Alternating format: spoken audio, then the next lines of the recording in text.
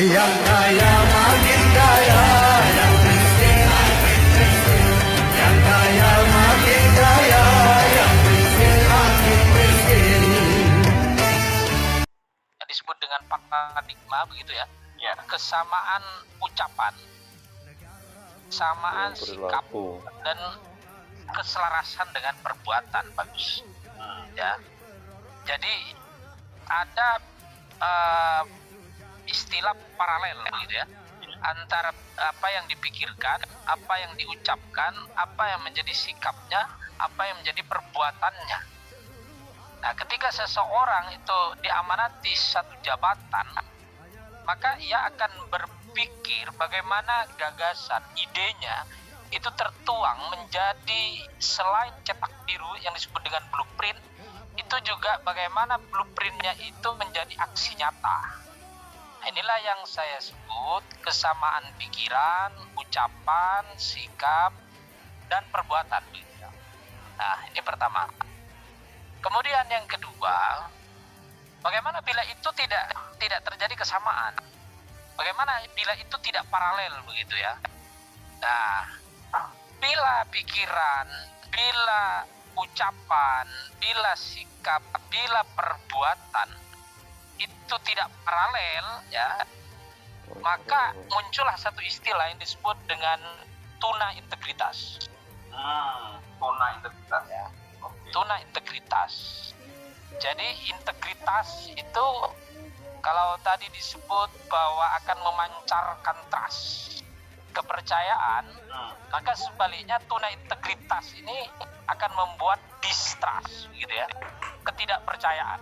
Nah, dan itu tanpa dikomando, artinya akal sehat akan mengatakan bahwa itu berintegritas, itu tidak berintegritas.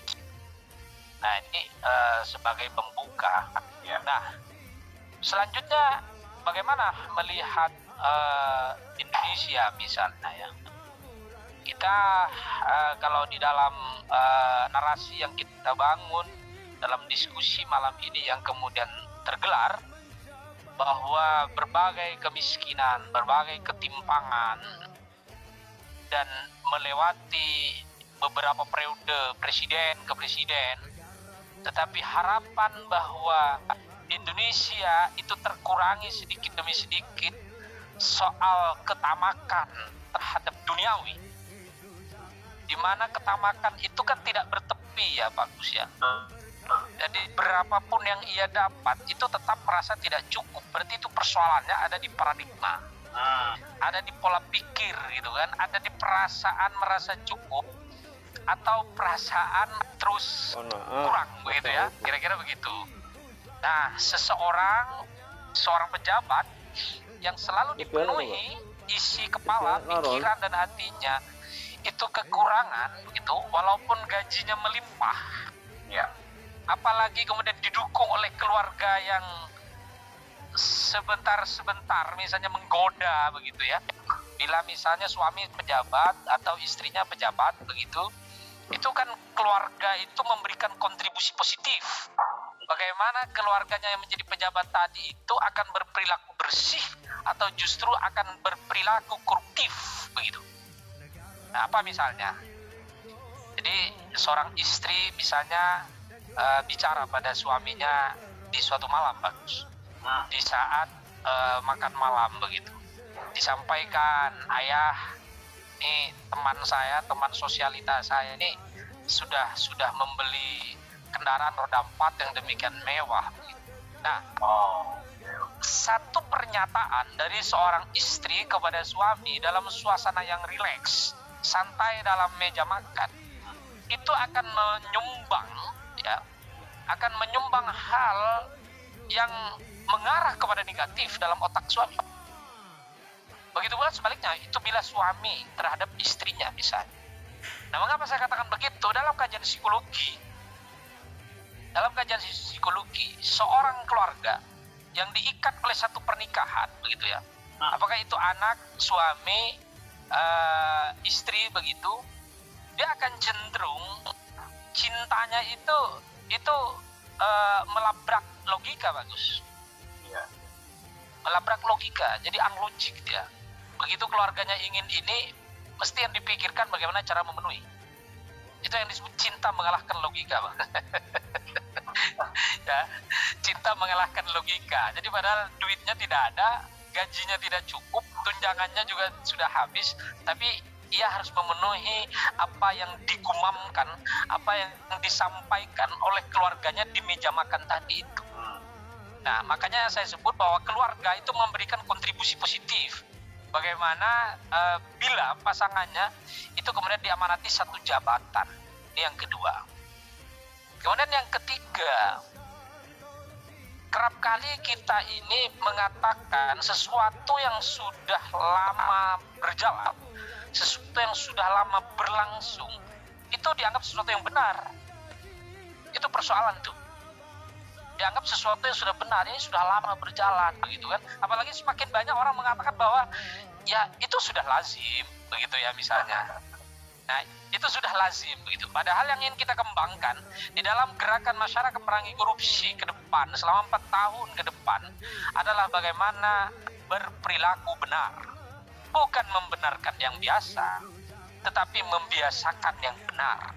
Itu satu keyword, satu kata kunci yang ingin terus kita masyarakatkan pada publik, terutama adalah usia-usia milenial dan juga masuk ke ruang-ruang mereka yang kebetulan diamanati satu jabatan yang dengan jabatannya itu ia bisa mengambil keputusan yang berpengaruh kepada banyak orang, ya, berpengaruh kepada masyarakat, berpengaruh kepada bangsa ini.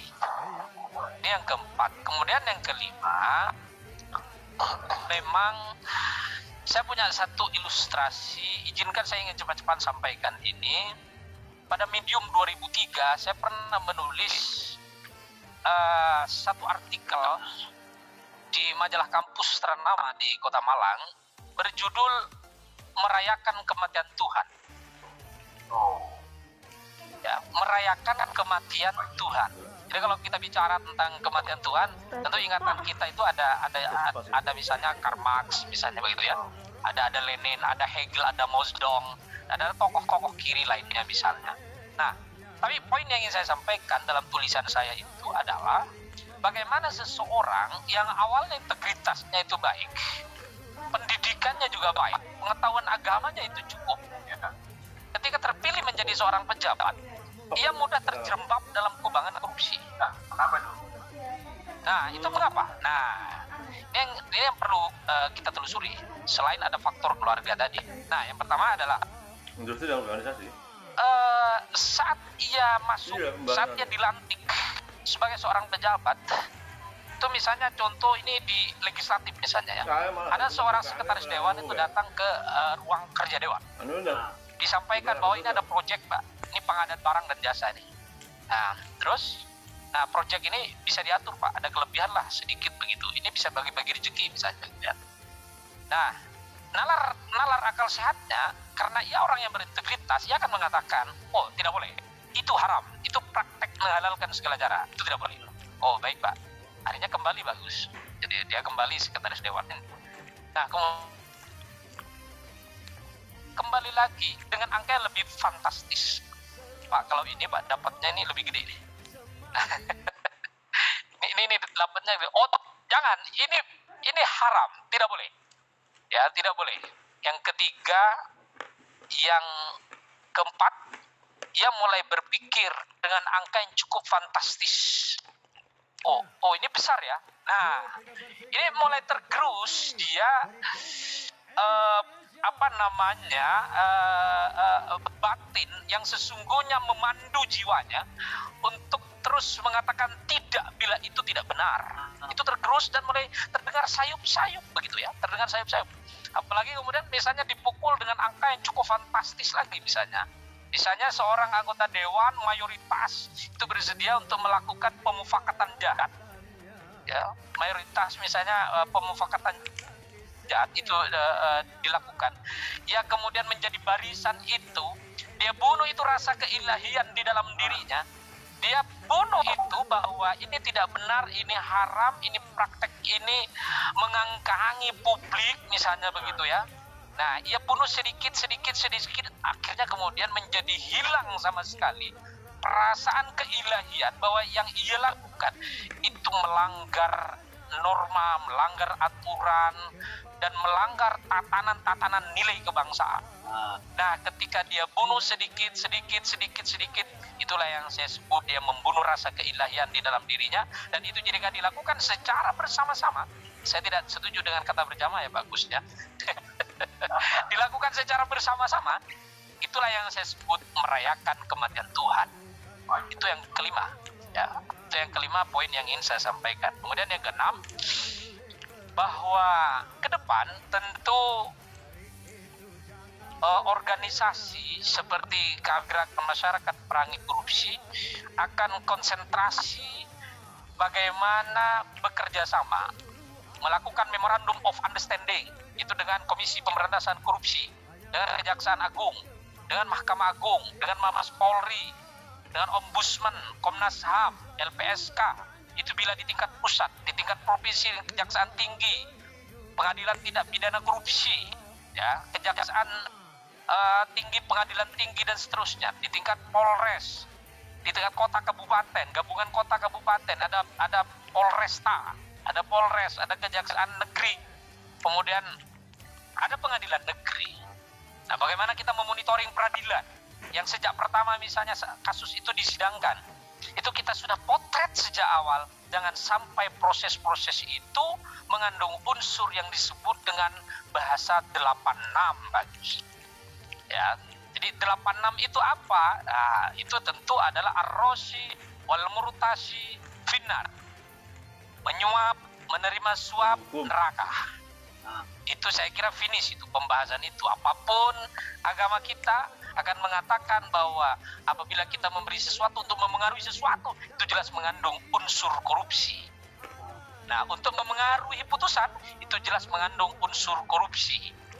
Jika bertemu di luar peradilan untuk memikirkan apa putusannya besok, itu patut diduga mengandung unsur korupsi. Nah, inilah yang akan menjadi concern, dan kami GMPK akan memilih hadir untuk responsif terhadap isu-isu korupsi yang menjadi perhatian publik terutama, dan juga kepada korupsi keadilan yang kemudian hari ini kita lihat semakin langka. Inilah saya kira problem kebangsaan kita bagus ya, di mana kita semua harus bahu-membahu. Tentu saya akan belajar terus kepada para senior. Tadi ada Pak Eri, ada Pak Yasin, dan bapak-bapak yang lain. Bagaimana memotret kehidupan yang kemudian diberangus oleh satu tindakan yang disebut dengan korupsi.